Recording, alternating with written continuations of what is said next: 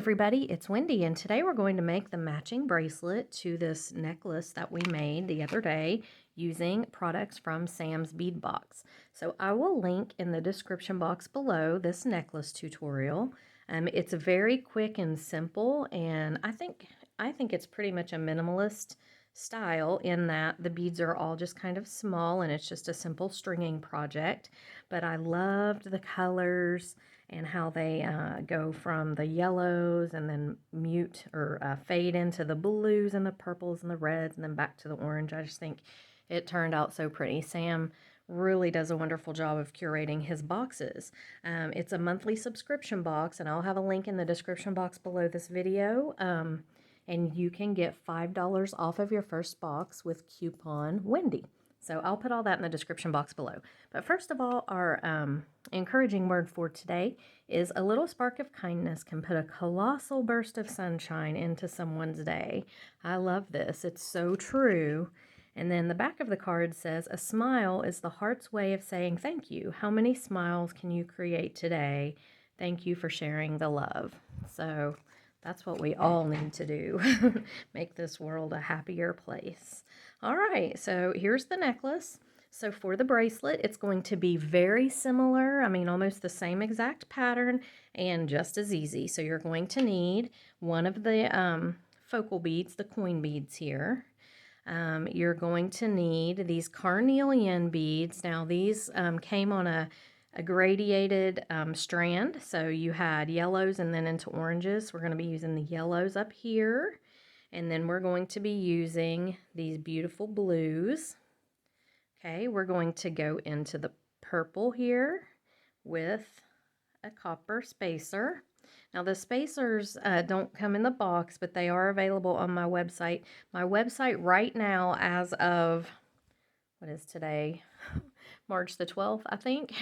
My website is on maintenance. You can get on there and look, but please don't order because we are moving, and as soon as I get moved, the site will be back up, and there's a banner on there telling, you know, that we're not accepting orders right now. You can look and you can definitely put things in your cart, but as far as placing an order, I'm just asking everyone to hold off until we get moved because everything's just kind of chaos right now. So, but it'll just be a few weeks. We close on our new house March 31st. So that's the status there. But you can look and put things in your cart if you want to, your wish list and stuff like that. Okay, and so then we're going with these right here.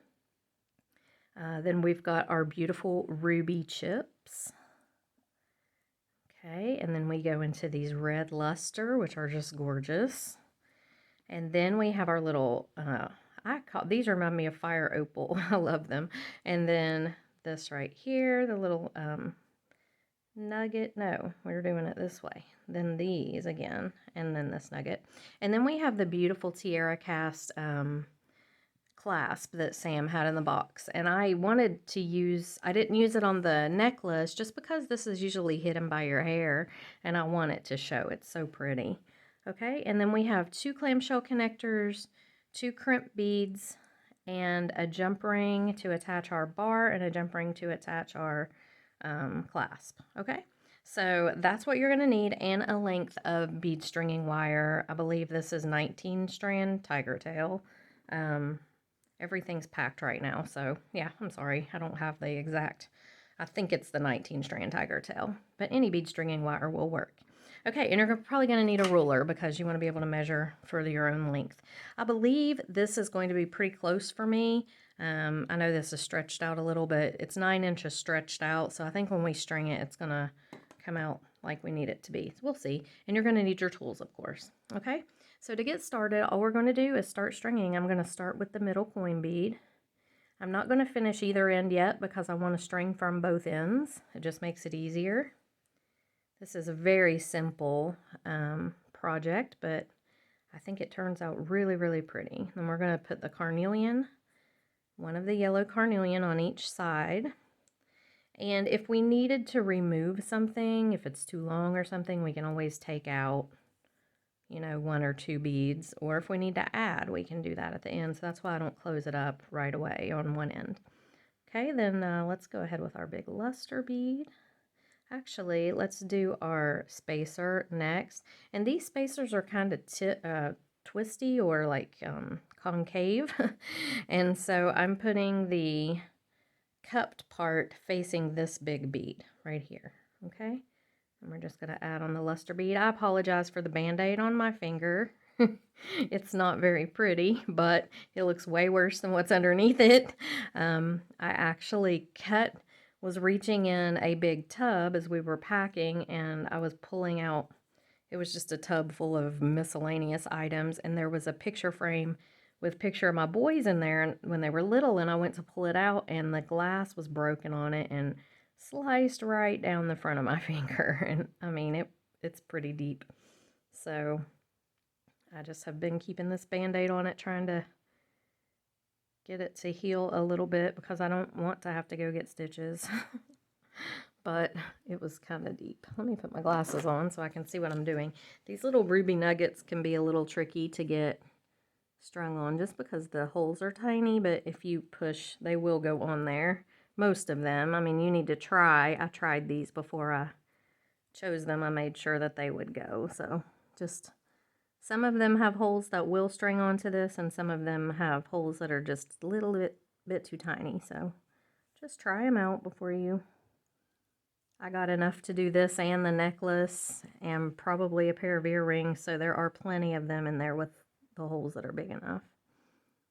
You just have to give it a little push sometimes. Okay, now we're going with our beautiful red luster beads. Whoops. I'm doing 2 of them. I'm just going to string all these on, and then we'll look at the length and make sure that it's okay. And if it's not, we can add or subtract as we need to. Okay, and we're going with our carnelian again.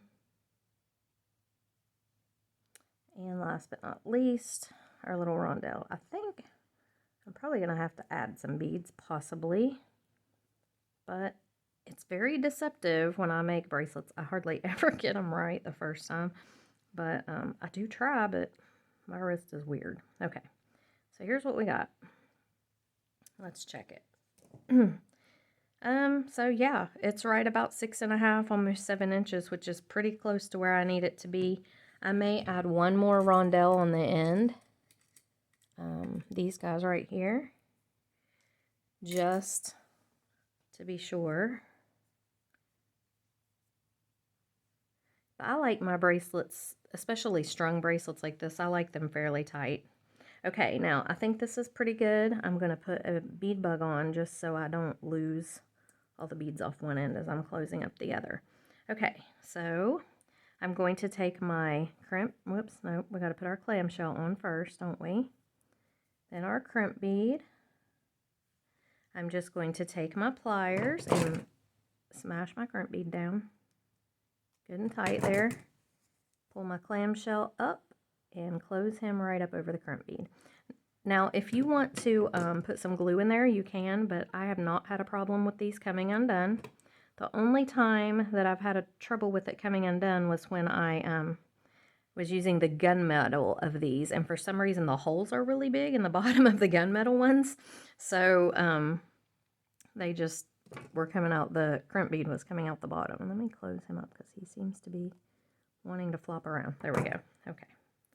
All right, we're going to do the same thing on the other side. Let me measure again just to be sure. It looks so small, but, well, that's going to add a lot right there when we put the clasp on. It's probably fine. Okay, so put our clamshell on. I always second guess myself with these bracelets because it looks so small, and then I get it on and I'm like, no, it's huge, and then I have to redo it. So I always second guess myself, and then I'm like, I wish I hadn't. Now, I don't squeeze this tight, like I let gravity do this. So gravity pulls it down.